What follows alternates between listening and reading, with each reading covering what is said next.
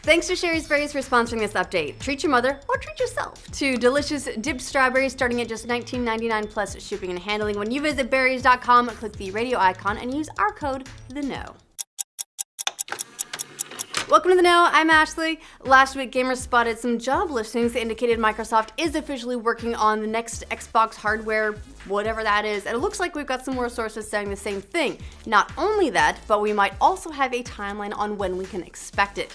Threads Brad Sams writes that he's heard from 3 separate sources that Microsoft is indeed building its next Xbox already, and that it could be available within the next 3 years. However, Microsoft seems to be willing to do that later rather than sooner, mostly probably due to the popularity of Xbox One X, which has been doing great for them. Sams also said that the company is ramping up to do some major spending in its gaming category, writing, even though the PlayStation has the lead for this generation, Microsoft is making significant investments in hardware and content to close the gap with Sony and has the financial backing to go all in on gaming to win the next generation. If Microsoft's teasing about E3 is any indication, we probably should be expecting to see some of that investment within the next couple of months. Detroit Become Human is out next month, but unfortunately for developer Quantic Dream, they've been spending their attention fighting back against some pretty harsh allegations against the nature of their working conditions. Now, the company is taking the fight to court. Specifically, they are suing French newspaper Le Monde and the website Mediapart, according to a report from Kotaku. This shouldn't be a huge surprise, I guess, back when the reports first surfaced about Quantic Dream with some kind of crazy complaints about the company culture. They not only denied the allegations, they even hinted they might go as far as taking legal action against the ones reporting about them. So this is really just following through on that. In a statement released in February, Quantic Dream said that complaints brought against them in court had been dismissed and that the reports by French media were nothing but a smear campaign. We will keep an eye on the lawsuit to see how it unfolds, but that's where we're at now. If you're wondering if we've reached peak Fortnite yet, we've got to be getting close, right? Because now you can earn a college scholarship out of it. Ashland University in Ohio has just announced they are adding Fortnite to the esports offering with up to $4,000 of tuition going to the best players who earn a spot on their 4-man Fortnite esports squad. It's not a first for Ashland by any stretch either. They've also got Overwatch and League of Legends teams as well. So if you're looking to get some money for college and you got some serious Fortnite skills, you can participate in the university's open tryouts, which will be announced at a future date. $4,000 will take care of couple books and some food in the cafeteria, right?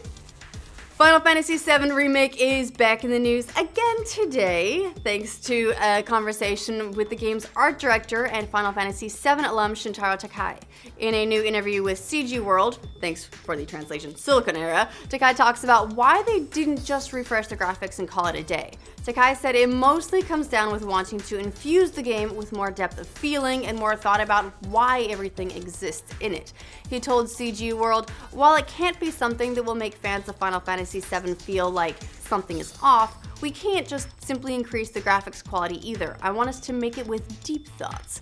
With all this Final Fantasy VII Remake talk spinning back up lately, we talked about it yesterday even, maybe this means we're gonna hear something about the game at E3, but then again, now they're talking about how they're at the start and early on. All that sort of verbiage makes it sound like maybe we shouldn't expect too much too soon, if this can be considered soon. Bungie has been in the hot seat about Destiny 2 since Destiny 2 came out, but now it looks like they're trying to make good with the game's audience again, this time by inviting a number of big-time Destiny YouTubers to a Destiny 2 summit in order to get some hands-on feedback and share future plans about how the game is going to evolve going forward. Judging by reports from various streamers who attended the summit, there were meetings about Destiny's story as well as certain gameplay mechanics. Now, for the story, YouTuber Myelin Games reported on Reddit that several content creators spoke with Bungie about Destiny's continuity, story cohesiveness, depth, access, and tone. On the mechanics side of things, Destiny streamer Dotto said in a chat with several other streamers that Bungie showed them at least one concept that the streamers told them would be an extremely bad idea to introduce and that the community would respond very poorly to it. Everyone in attendance is, of course, under NDA, so no specifics have been offered, but many of them sound hopeful for the future of the game. It should also be noted that most of the additions and changes they were speaking to, they're not for next month's Warmind expansion, they're for Beyond. This is going to take some time to develop those ideas they're talking about. It looks like paid maps are coming to Starcraft 2. Blizzard will soon introduce the maps for the popular RTS, which were made by some of its notable community members. In its blog, Blizzard wrote, with the launch of StarCraft 2 patch 4.3.0, we'll be introducing 2 new arcade maps made by prominent community creators with whom we've been working over the last year. These 2 high-quality premium arcade maps each offer different kinds of experiences, and when you purchase them, a share of the sales will go directly to the developers who made them. The 2 maps, one made by Daniel Pirate Altman and the other from community creator Tia, each cost $4.99, and like we said, the creators get a portion of the sales. No word yet on a release date for the 4.3.0 update, but we will keep you posted. It's certainly an interesting twist on basically where Bethesda went with the whole paid mods thing. This is them trying to do something similar, get money to the community creators in maybe a way that will go down better, so let us know what you think about that. Now, some sad news to report, unfortunately. Apparently a lot of the team behind The Sims 4 has been laid off. I mean, was the game not making enough money? Because I thought that game made a shit ton of money. Reportedly, 15 to 20 staffers have been either laid off by EA or they were moved to the game's mobile division. Sims designer Daniel Hiet tweeted last week that he was leaving, saying, "Looks like my time at Maxis is up. I've enjoyed my time working on The Sims and it's been an honor to be able to contribute to the game that you know and love." And while he didn't say whether he left voluntarily or was let go, PC Games N reported he was laid off along with several others. Some are speculating that the layoffs are part of a transition to a mobile game for The Sims 5, but no official word on that yet from EA.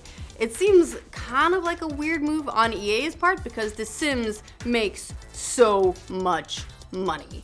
But maybe they think they can make more money if it's just mobile? Sign of the times, I guess. Infinity War hits theaters in just a few days, but we're already starting to see first reactions trickle in from the lucky insiders who got a sneak peek at the premiere, and so far, they're pretty positive. Kevin Smith called the movie epic beyond compare, and he added, "My legs are still shaking. It's a gigantic Marvel masterpiece." Scott Kalura of IGN called it mostly great, somehow managing to mix all the elements of the MCU into one big mixtape of fun, thrills, emotion, and despair. And he added, "The ending is brilliant," so that's a good sign. Lots of people seem to comment on the movie's ending, which apparently is very memorable. Not everyone was a huge fan though. Mashable's Angie J. Han tweeted, "Despite some truly thrilling moments, Infinity War feels like less than the sum of its parts. A definite step down after that epic run of Guardians of the Galaxy Volume 2, Spidey, Thor 3, and Black Panther. But what else did I expect?" We'll all get to see for ourselves soon. The movie hits theaters this Friday. Well, Thursday night, sort of, but we should have a review up for you tomorrow. We're going to be seeing a screening later today. Exciting. A new trailer for the movie Venom finally gives people what they've been asking for since, well, they announced the movie Venom, a look at the actual Venom. In the trailer, we get to see the origins of Eddie Brock, played by Tom Hardy, as a crusading journalist who comes into contact with an alien symbiote with a very deep voice. There's lots of shots of him kicking ass, using his new powers, and then at the end, we finally get a look at Venom in all his toothy glory. It's plenty creepy, violent. No word yet if we'll see a Spider-Man cameo though. Not counting on it based on the way they're trying to set up this universe, but maybe we can hope for even an out-of-costume cameo of some kind, maybe? Probably not, but that would be great. The movie, which follows the events of Spider-Man Homecoming, is due out on October 5th, so not a hugely long wait. Alright guys, now this is a big moment. This is one we just need to take, breathe in, and prepare for adolescence, because YouTube has officially entered its teen years. The video site turned 13 years old yesterday with the release of the first video, an 18-second clip called Me at the Zoo, showing YouTube co-founder Jawed Karim in front of 2 elephants way back on April 23rd, 2005. And while YouTube was not by any means the first website to let people watch videos online, it's definitely become the most popular. In the 13 years since then, it's grown just a little bit, with 5 billion videos watched per day and 400 hours of videos uploaded every minute. That's a lot of videos. Regardless, happy birthday, YouTube. Have fun with puberty. We can't wait to see what you have in store. I'm sure it'll be fun. Alright, that is the news for today. Let us know what you think of all the updates in this roundup in the comments down below. To make sure you get news from every corner of the internet every weekday, like this video, and if you're new here, subscribe to the know. Shout out to Sherry's Berries for sponsoring this update. Look, these are always one of our favorite sponsors for the year because we legit have these strawberry parties when we get them at the office. They are a delight.